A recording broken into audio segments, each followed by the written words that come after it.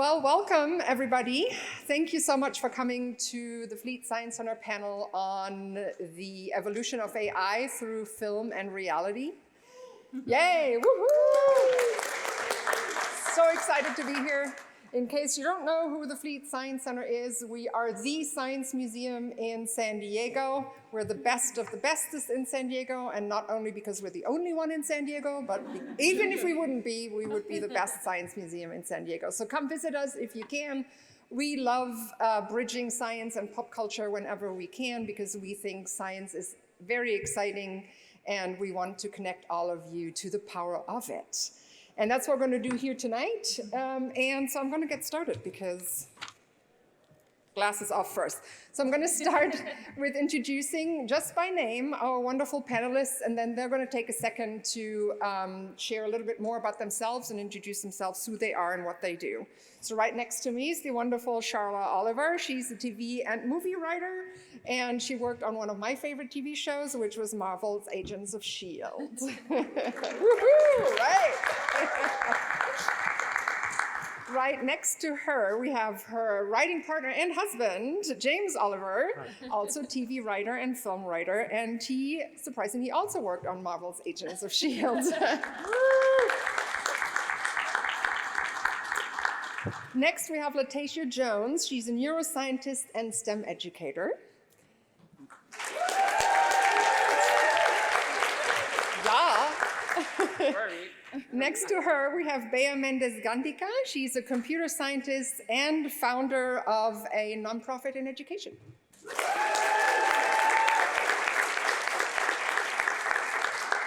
Then we have Ajani Brown, who's a professor and co-founder of the Center for Comic Studies at SDSU.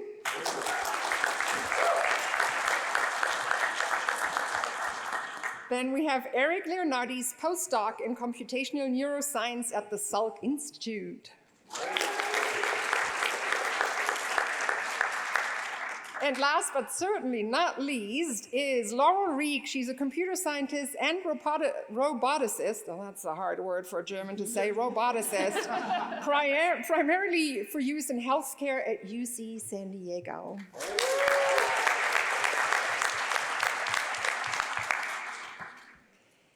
Okay, I think we should start with a fundamental question for today, because I struggle with it sometimes. What really is AI, and how long have we been using it as consumers, whether we realize it or not? Yeah. Yeah? I'll take it. Okay. So I think of AI as a branch of computer science where it is how computers can mimic human behavior, like learning, reasoning, and decision making. And we've been using AI in one way or not, our narrow AI, for decades. So think about in your email when you get spam filters. Think about your next purchase on Amazon, your next movie on Netflix, or your next song on Spotify. Those are examples of narrow AI. And also, when you use your typing or your fat finger or whatever, and you get autocorrect, or when your phone unlocks because you put your face on it, that's also narrow AI.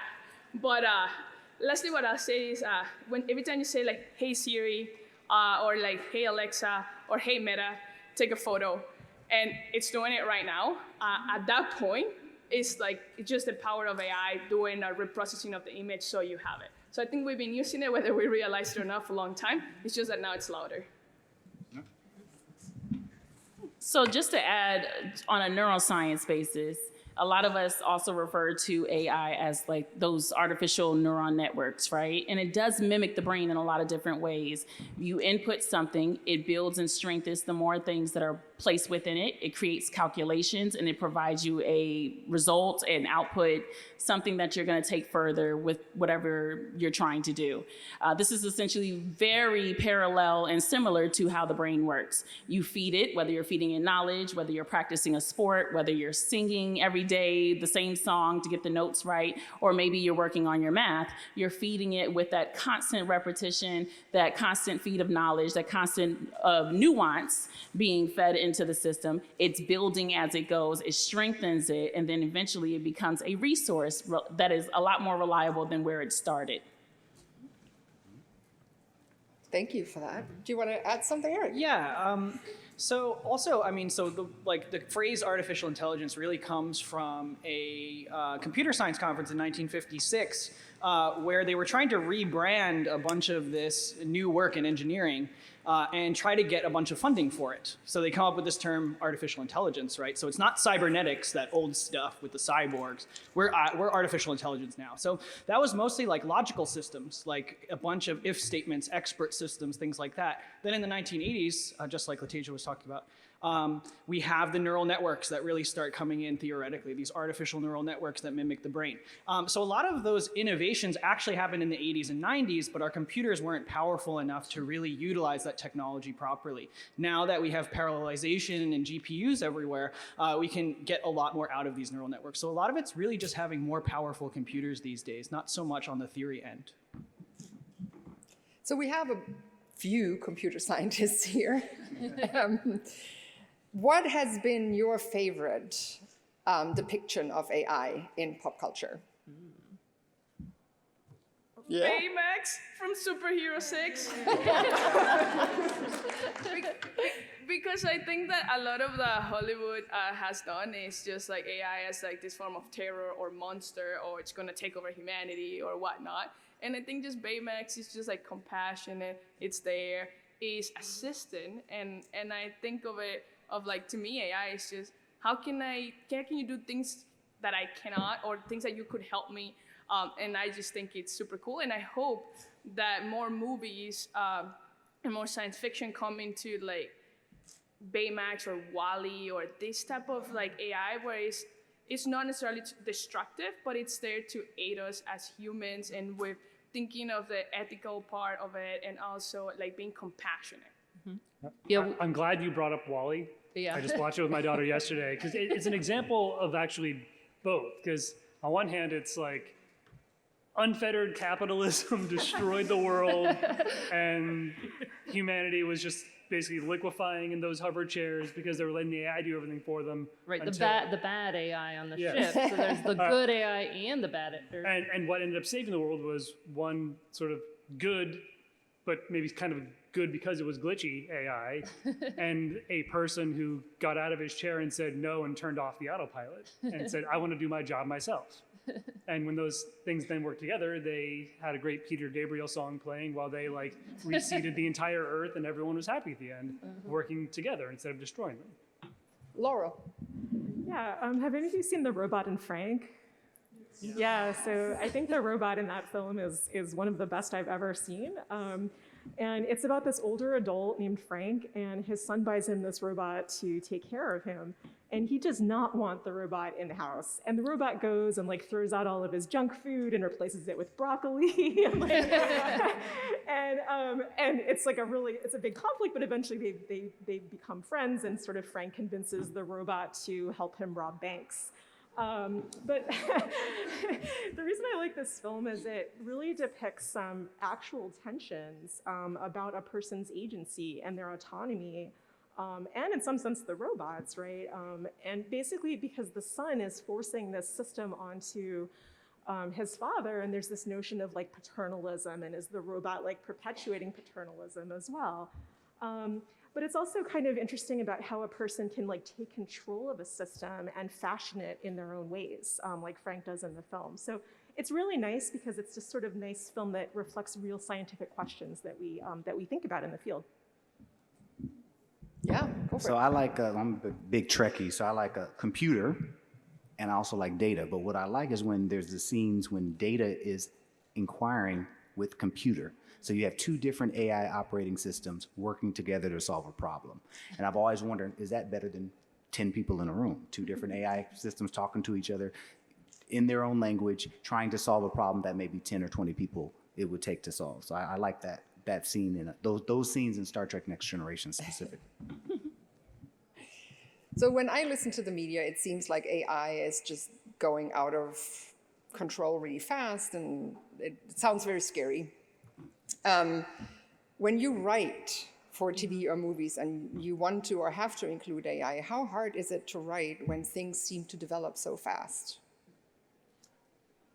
It's definitely hard to know where to go, because I think as writers, a lot of writers in our community have maybe a more negative kind of view of AI, especially we went on strike 2 years ago, partially because of AI and not wanting AI to take our jobs. And so I'm not sure if we've seen the output of that, but I would imagine that there will be more negative AI. But I think as writers, it's also really fun to imagine the good side of it too. Yeah. So it's hard to know where to. But we always try to not get it wrong. And sometimes you watch a movie from 5 or 10 years ago, and they're like, in the far future, they will have a thing called email.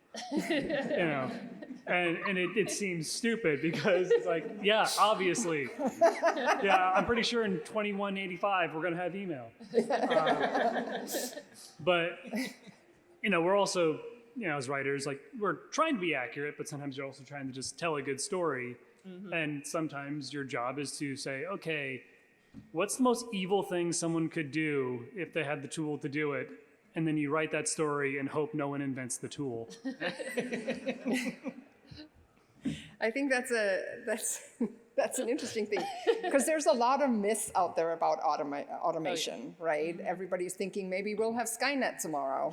Mm-hmm. So to our computer scientists, how realistic is it really that we're going to go into the dystopian future that I think Hollywood has helped to perpetuate in a way? Yeah, so I've worked in robotics and AI for about 25 years, and I've heard a lot of stories about how it's going to affect the future of work. It's something that comes up a lot. We talk about it a lot. But there's a lot of myths that come up, right? And so one of the myths is that these jobs that we're automating are undesirable. And in robotics, we actually have a term for this called the 3Ds, which are dirty, dangerous, and dull jobs. But really, this framing demeans manual labor to mental labor, and also household and caring labor in favor of craft and production. And so for a lot of people, these can be rewarding jobs. They can provide a paycheck. And basically to say something like, well, nobody wants these jobs anyway, therefore we should automate them, really fails to acknowledge a lot of the social inequities that created this labor.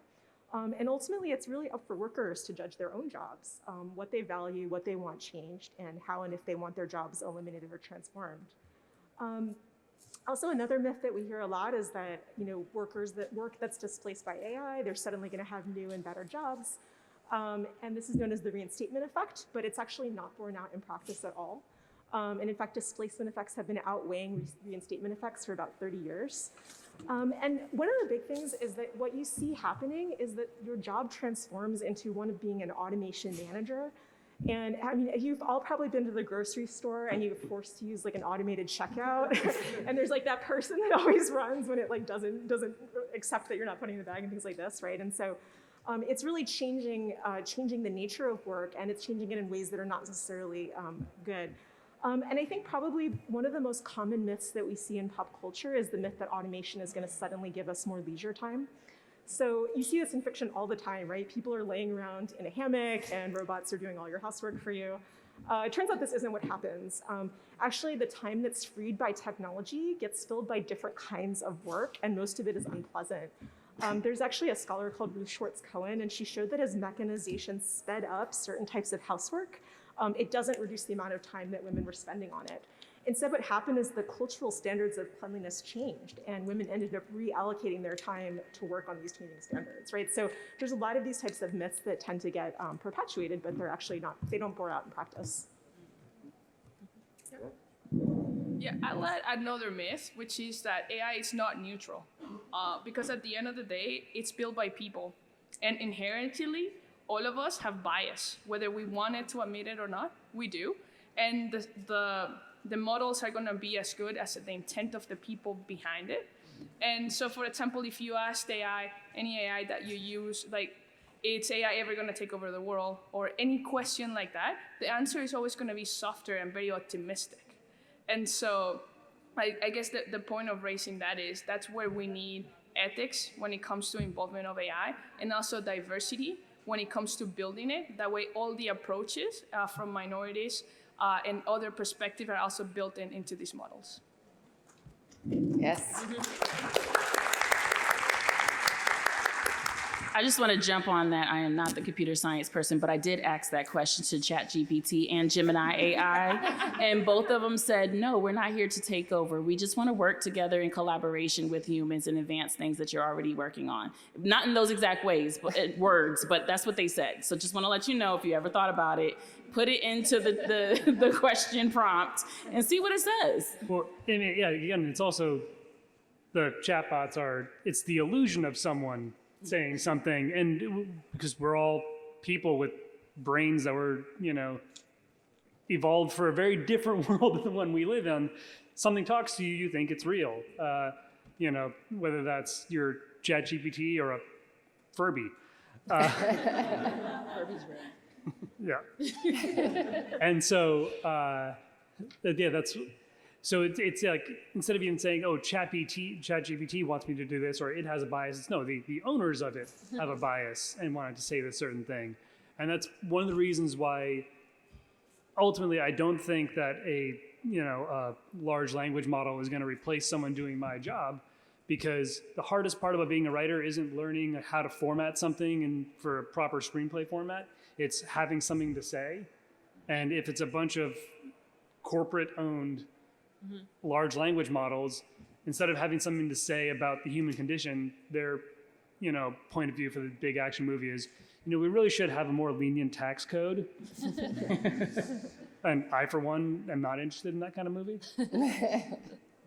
I sometimes wonder who influences who. Is it kind of Hollywood influencing where technology is going, or vice versa? Especially for AI, I think the line seems to blur sometimes. Where do you see that? I think it's both. Both? Yeah, I think, science fiction writers have always postulated what's going to happen, 100 years from now. But I think we're already thinking about those things anyway. When those different systems are actually created, we fear them because of the fear that we had when we were introduced to that story. So it's just kind of like that feedback loop. Writing things, we actually hope to inspire people to make things. Yep. And you say, hey, here's a world where this disease has been cured because this person was really smart and did a thing. I don't know how to do that. I'm an English major who, that's it. I have no advanced degrees with these people, but I can write someone who's way smarter than me. But if some kid who is smarter than me out there watches that and then says, cool, I'm going to research that so I can cure that disease, awesome. We want there to be that kind of relationship between technological development and storytelling, but we just don't.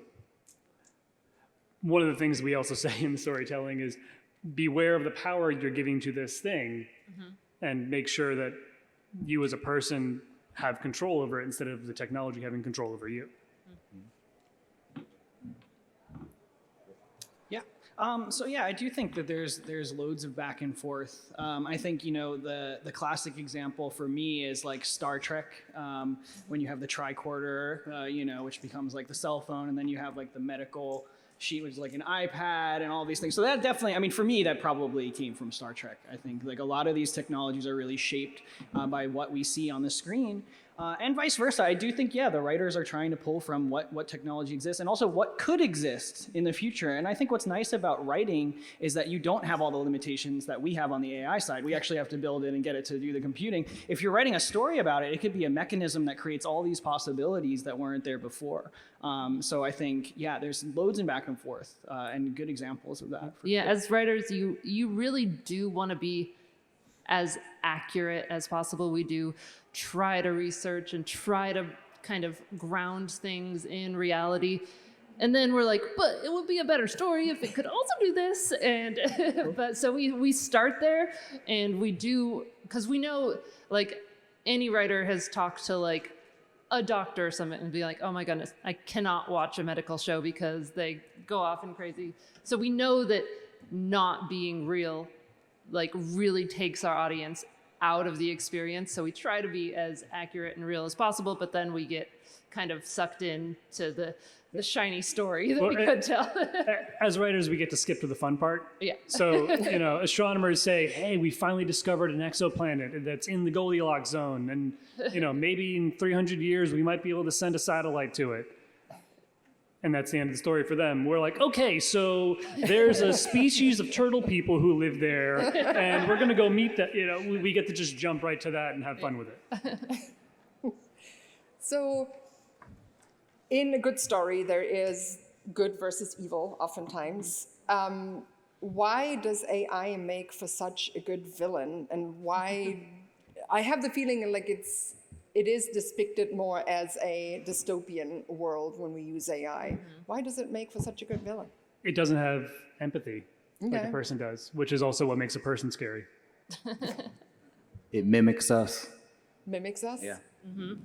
The good and the bad? the good and the bad. So it's like that uncanny valley. Yep. I think it's also the unknowns that circle around AI or any technology in any storyline, right? And unfortunately, a lot of the stories, so first, let's start here. I love the creativity that AI and technology in these storylines push our stories to. And there's always a climax. There's always going to be some type of traumatic situation that's happening in the storyline when you have technology involved, right? I mean, it just comes with it. But in real life, these things are also happening too, and we don't talk about that enough. So I used this example earlier, and if y'all don't mind to indulge me for a second on this neuroscience basis, but there are studies going on to see whether or not we can predict what an individual is visualizing through their dreams, right? And this is utilizing MRI to scan the brain, as well as some AI services and tools to accompany that, right? And so a lot of times we see these storylines, we look at these stories, in the films, we're reading the comics and so on, and they're like, they are the bad guys in the stories, but in real life, they're actually working in tandem with humans, whether they're PhDs, MDs, the assistants, whoever else, in order to bring more healthy lives, right? So I think, yeah, the storyline, I think, is just catchier because we have so many unknowns, and who's gonna buy the comic strip or look at the film that makes technology hold hands with the humans? Well, that's actually a great question. So, Charlotte and James, listen up careful now, because we're going to ask you to come up with a really quick storyline after we heard people talk. So there's a lot of villainizing of AI because technology makes for a great target because it could go all sorts of wrong. But for each of our technologists, please, I want you to list what possibilities AI give us, the good about AI, and no but. I just want to hear, here's what AI can do for us, and that's why we should continue to work on it, maybe carefully, but give us the good only, and then you give us a quick storyline where the AI is the hero of the story. Okay. Okay, we go down the line. Laurel, you go first. Sure.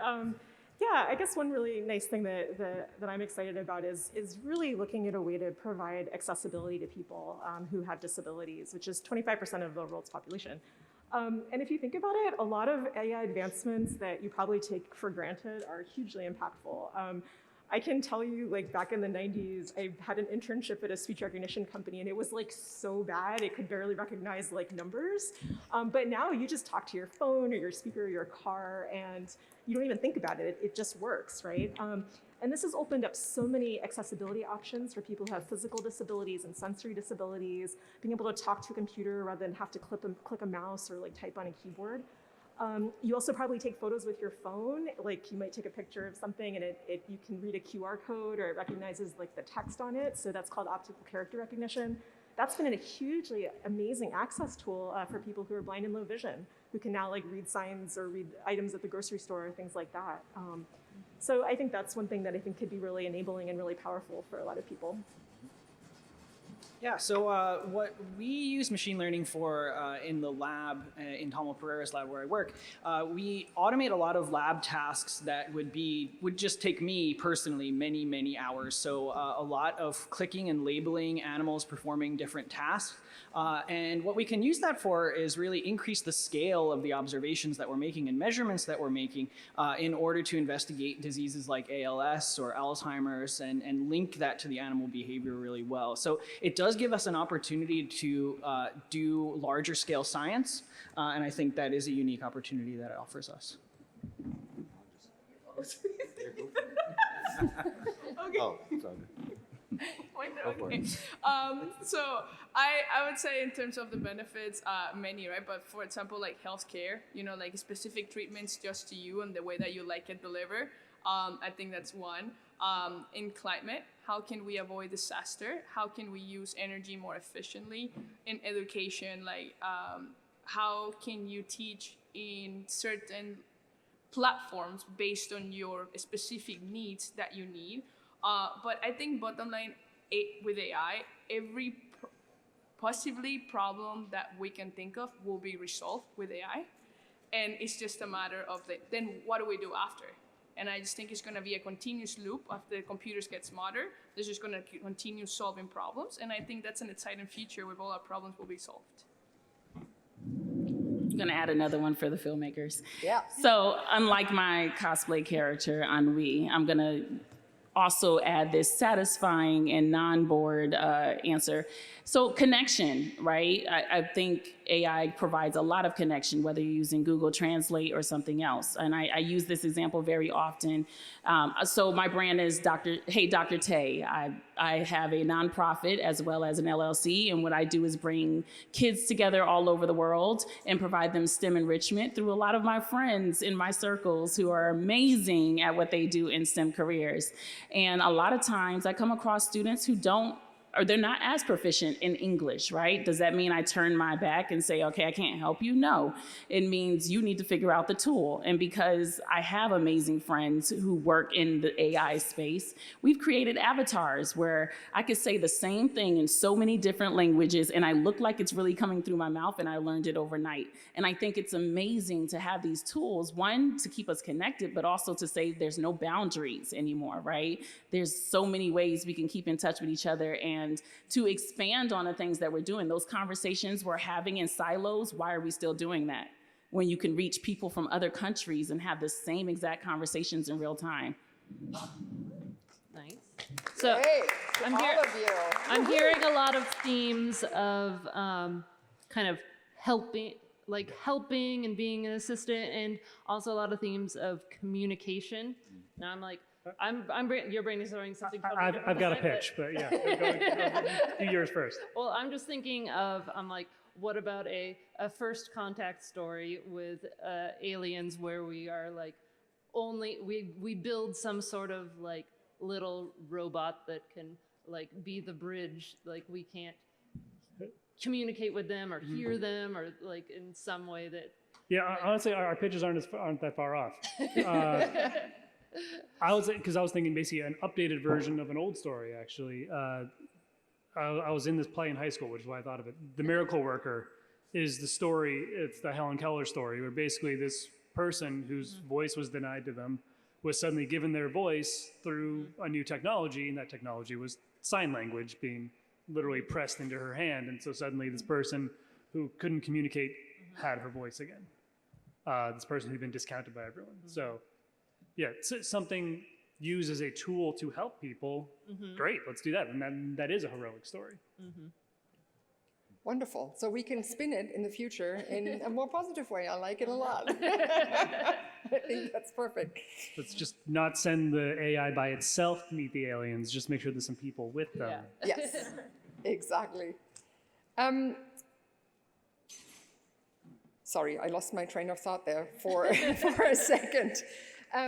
So with knowing that there's so many positives to AI, but there's also cautionary tales that have been told, and they might come true, who knows? Where do scientists see their role in developing AI, and how can you make sure that we understand, and also where does ethics come in for you? When do you think about that? You know, where do you have your controls? Sure.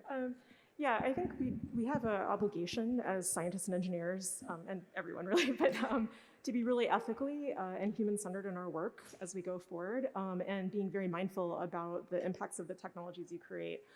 Someone I find really inspiring here is Joseph Redman. So he created this computer vision program called YOLO in 2018, and it really just completely revolutionized how computers could recognize objects and people in the world. However, a couple years later, he completely quit working on all computer vision and all AI because he saw the direction it was going in. He saw governments using it to like oppress people's privacy and civil rights and so on. And one thing I would say is like for a long time, a lot of engineers would be like, oh, ethics is someone else's problem. But things are definitely shifting. I've been so inspired by this next crop of students that really recognize the role that they have to play in shaping the future of AI technology and the voice that they have in speaking up to misuses of it. And this has just been extremely inspiring. So. Cool. What were we just saying? We can come back to you. Johnny, why don't you go? Oh, no. Yeah. Oh, I can. Oh, You wanted to repeat the question? it's like Sorry? What was the question again? the things. The question is, where do you see Oh your yeah, role where do I as see myself? computer Right. Okay, great. scientist? Sorry. Okay. On it. So yeah, I think we have a huge ethical obligation, and we also really have to be digging into and investigating where these biases are in these models and what can be done to fix them. Part of the problem is the current algorithms that exist are kind of opaque, oftentimes called black box algorithms, where we can't actually describe very well what's going on. That doesn't mean we can't in principle. We have developed tools for investigating, what are these neural networks doing? Why are they making these types of gendered or racist decisions, right? And there are definitely answers, but we need to dig deeper, right? And I mean, a lot of the people I know working in AI ethics and regulation really wanted us to pump the brakes before we released a lot of these algorithms that are out right now, because they knew this was going to happen, that they were going to fabricate information, that they were going to be biases, that they are mirrors that reflect ourselves, right? And maybe that is why AI is so scary, right? Because it's us, right? And the human existence is actually pretty scary sometimes. I have a question for the computer scientist. How can you create a program for AI to know that it's making these mistakes, to be aware of the biases, like an algorithm say, this is the list of biases, let's avoid it. Can you do that, or No. it's not possible? People are trying. Yeah, people are trying. It's really, really hard. Even if it uploaded a bunch of history books? I mean, if the history, yeah, I mean, the problem is the history I'm books have bias. thinking of in it them. from a practical standpoint. Yeah, the history books are written. Yeah, right. It's that loop, right? Yeah. So. I would kind of like to point out a thing real quick about Bea and Natasha here. They are part of the AAAS If Then initiative, which means they were recognized as women in STEM who have extraordinary efforts in bringing the next generation, especially of female scientists and engineers, into the field. Yeah.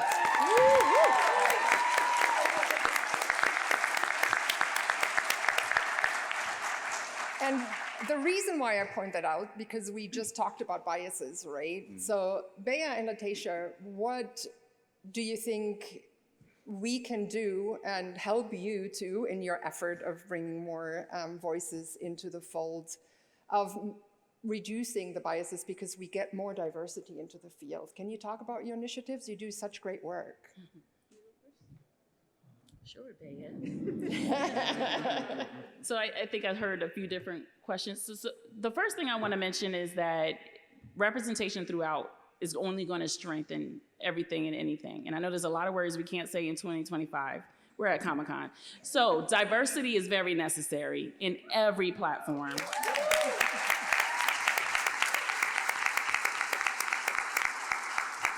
Inclusion, equity, and accessibility are also equally, if not more, important for these things as well. So I do agree, and like I said, I am here representing Dr. Latasia Jones, a neuroscientist with the nonprofit and an LLC only right now, okay? Just want to make sure I reiterate that because I do see some cameras.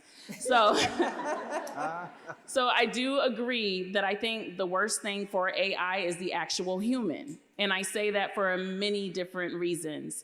Accessibility, let's start with that. If we have this much access and maybe another country has more, but there's another country that has none, there's always going to be bias in AI and technology and so on.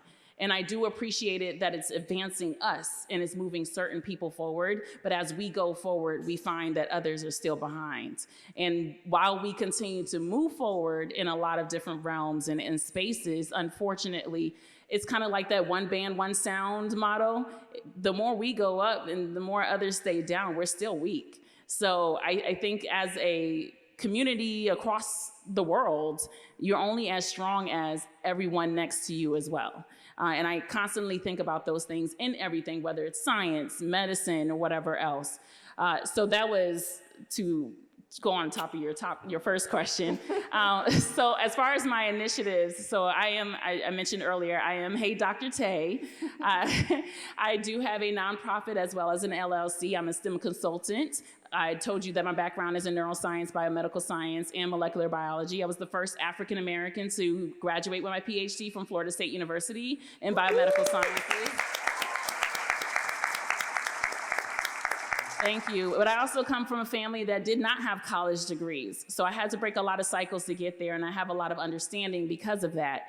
It was a lot easier in my family to go towards military or to just stay home and work just any job or barely make it out of high school than it was for me to go to college because of the role models and examples that I had beforehand.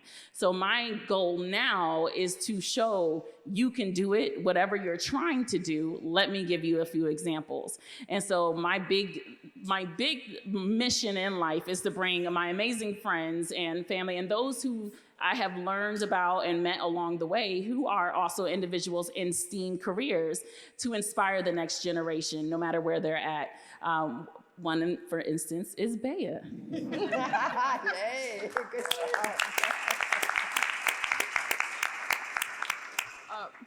Thank you. So my background is in computer science and also a nonprofit because it happens that I work for Microsoft, so a big corporation.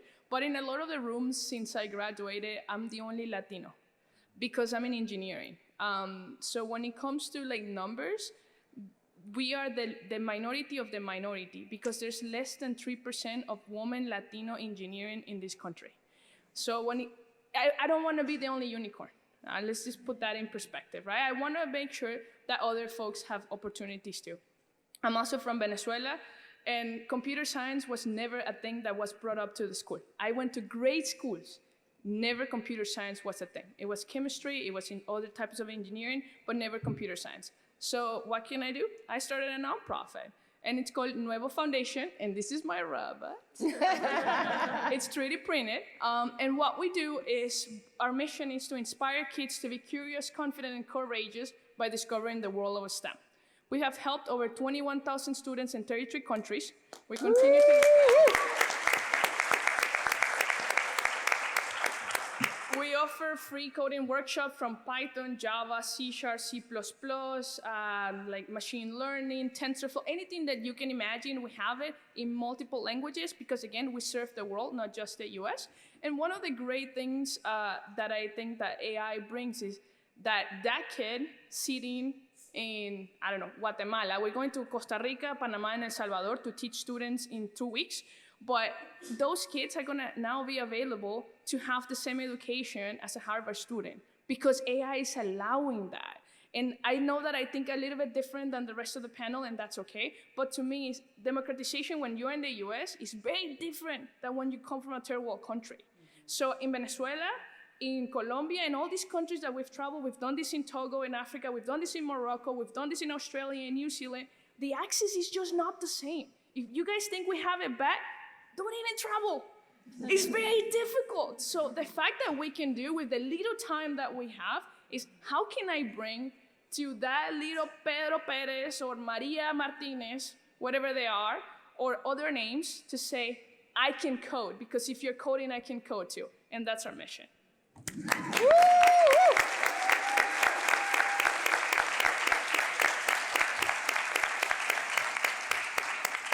So this is going to be hard to follow up with a question, which is why I'm turning that responsibility over to you all. There is a microphone in the middle of the walkway. Who has a question for this wonderful panel? I need some brave souls. Oh, there's perfect. Yes. Got the time. We got the time. All right. All right. Fantastic. Yeah, go ahead. Oh, sorry. Gotta turn it on. Is there a button? Is it on? Try again. I think he switched. Hello? Yeah, there we go. Thanks a lot for being here. Just a real quick question. How far in the future will it be until it will be legal to marry an AI? All right. That's a legal question, right? Yeah, I don't know. Is that for the scientists or the writers? I'm not sure. Maybe both. I imagine it'd be whenever an AI is able to actually want to marry you. Yeah. Consent, Consent to right? that? Yeah. Yeah. I just going off that for a quick tangent is like, I was just thinking how many AI stories where the AI is maybe good is the story becomes, are they human? Are they like worthy of human love? Are they worthy of human friendship? I just think of like Murderbot. Question is like, so it's interesting that when it is like gone so far that it's like, oh, this AI is great. I like Data. Like the question is he human or is he like part of our community? And it's interesting. It's part of the bias as humans that we want to tell human stories, even when we're telling stories about things that aren't humans. We bend over backwards to make this thing into a human. Yeah. But according to Black Mirror today. Perfect. Next one. Thank you, guys. So as a professional and expert in our fields, I very easily see how AI makes our jobs easier so that we can free our minds to do more advanced work ourselves. However, one of the things I see for people who are using AI either as like undergraduate students or high school students or lay people, I feel like it's not advanced enough that they might be led astray. How can we basically teach them to use AI but still develop their own intellectual capabilities so that they can actually use it as a tool and not as a replacement for their own education? Right. I tell them all the time, don't use it as a crutch, right? It doesn't teach you how to learn, right? A human has to teach you how to learn. And so all you can do is put in a prompt and it'll react, but it's not going to teach you, hey, this is how you learn this. It's good to help seek out other content for, say, a research paper, but then they have to still go to the library. They still have to review that content to see if it's even feasible for their paper. And I tell them, can't use it to write your papers. They try. It's so noticeable when they do turn it in. And I tell them, you're not helping yourself become a better scholar by having something else write for you. Put the words together yourself. Yes, you're going to have your editors and stuff like that in Microsoft Word, but which is AI, obviously, with the autocorrects and everything like that, or the grammar checks. But when you're actually doing the research, the exercise of going to the library, seeking out what you need, and opening the text, that is the skill set that we're trying to teach them. And it's hard because they want to just leave class and go back to their dorm or do whatever they want to do. Yeah, in my classes, so I teach computer science classes, right, to undergraduate and graduate students, and I went 100% Battlestar Galactica. Like, we printed out physical paper, and they went through with a physical highlighter, and they took, but you know what happened? At first, they were kind of grumbling, like, why are we doing this? But by the end of the semester, they were such good readers, and they deeply understood what they were reading, and they could synthesize new knowledge, which is what we're trying to do as professors, to teach them these new ideas and be able to come up with their own ideas on their own. So I think that's one way, is just to slow stuff down. Why are we in such a rush to do everything, you know? No, and I agree with that. I think very often we find ourselves in a microwave phase of our lives where we want things done like this. That takes away from a lot of things that as humans we're able to actually place into whatever we're trying to do. So if we remind the students or whomever is in need of this reminder of this process, critical thinking is not part of AI. AI is great at many things, but it doesn't have maybe an emotional side, right? It'll literally say, we have billboards in California. I'm learning these things every day since I've been here. There are billboards that say there is no emotion in the AI that's being used, right? So you want to make sure that the things that are not there, you're still going and doing your due diligence to make sure you include that in your search or your research. And you can't do that just by going through the tool. Remember, it is the tool and the resource, not the end of all and the full thing that you're supposed to use for the whole project. Yeah, and I think like AI literacy, I mean, for me, when I train students, it's really about training them to be skeptics, training them to have doubts, training them to ask questions and follow up, right? So what the AI tells you this is how it is. Go check for yourself because there's lots of misinformation going around. I mean, for a while with deepfakes, which I'm sure you've heard of, you know, we were lucky that they were adding a 6th or 7th finger so we could look at the image and go, ah, this is an AI image. As that gets better, we're going to need to really develop our noses for sniffing out misinformation and training people to be like investigators or detectives. Don't just take things for as they are because they usually aren't. Be critical. Just want to say thank you so much for being here. It's a little bit of a background that I have. I grew up since the 90s with properties like Mega Man and Astro Boy. Give you a shine of the future where like things can be much better for everybody, but also carries a message of responsibility. And so with that in mind, I kept growing as an adult, and I see that, like, inspired by that, I realized that now with my family, it's a lifestyle, so it's fine. You get used to it. Both of my stepdad and my mom became legally blind, and so based on all these experiences that I've had with AI, since science fiction to reality nowadays, as an illustrator myself. I've always wanted to create a story that can relate all the frustrations that my mom has had. Sorry, it's like a lot of years of preparation that I've had for this. And so I feel like now that I'm growing as a person, I want to look for the right information, like you said, obsess over papers, things that could help give a better message about technology, and be responsible about it, and not just be like, oh, the world's gonna end. Yeah. So as a creator, I've been meaning to create a story about retaking that independence as a person when you become legally blind. Because there's a lot of frustrations that go unspoken, because how would you know? If you don't have a family member that has that experience, how can you explain that? My mother once told me when we were trying to get in the trolley here in San Diego, by the way, beautiful infrastructure, but still, there's so many things that are missing that we're still not there. We're getting close, but still missing some things.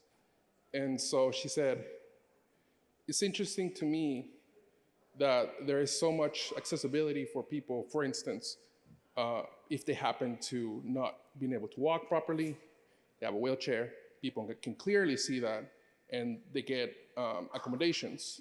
But somebody who might be blind, you can't really tell unless you're actually interacting with that person, and they get treated like an idiot or somebody who's not paying attention. So based on those very words, I've been meaning to create a story that can relate to this with AI, and how in the future it could, be a benefit for those kind of people and give them a voice. So if I could get in touch with you guys, that would greatly be appreciated, because I really want to make this happen. Every single panel that I go to every single year, I talk about my story and what I want to create, and they said it's like a great idea. But like every time that I try to create it, like I get stumped by the news and how everything's changing so fast, like you said. So if I could get in touch, that would mean a lot. Yeah, absolutely. I think all of us, if not many of us, would be willing to connect with you. I know we're getting kicked out this room, so it'd be great if we can meet in the hallway, because I know this Thank you for is your what our moderator's going to wait to say. But So let's talk more, okay? Yeah, please, and definitely come talk to us. So actually, my lab, we partner a lot with community partners with disabilities, and that's kind of our main focus right now. So I know a lot of people that are working on sensory disabilities I could put you in touch with as well, so. Yes. Thank you so much. Well, Thank you. Next one. All right, I'll try to be quick. One of the kind of, I think, consequences of AI that I've yet to see talks about is kind of like the dead internet theory. And I'm just kind of curious your guys' perspective on that, and if there's like any media or content that you think kind of has more accurately depicted kind of these unintended consequences of AI that I think, I certainly never really had an idea for until it was pointed out to me. And now it's hard not to look at content on the internet and constantly be questioning whether it's actually a genuine person behind it or if it's just AI words, and kind of being able to parse through that and the impacts of that. Just to be clear, the unintended consequences of content that's created by AI. Yeah, or like the idea that AI is being used, its training data sets are on other AI created data and not actual human data. So there's kind of this feedback loop of like, all the interactions you're seeing on the internet are actually just bots talking to each other and not humans, interacting that is actually being used to train it. So that's what you meant by dead internet theory? Yeah, the idea that there's no one actually really talking on there anymore. Yeah. The dead hand. Yeah, there was actually a lab that was looking at bots around 2016 to see sort of how strategic the bots were on Twitter. And it turns out that they were actually just targeting other bots, right, and going back and forth without any humans being in the loop. What happened is unfortunately for us, machine learning learns. So, well, not fortunately and unfortunately. So they actually learned to interact with humans more. So you actually saw the bots not just interacting with other bots, but figuring out how to rage bait enough humans into responding frantically and angrily about something. So yeah, they've actually learned to get more in tune with non-bots. So although I agree, a lot of it really is just a back and forth between bots. So yes, totally. So something that's been alluded to a few times is some sort of future where we even have to question whether an AI would want to marry us.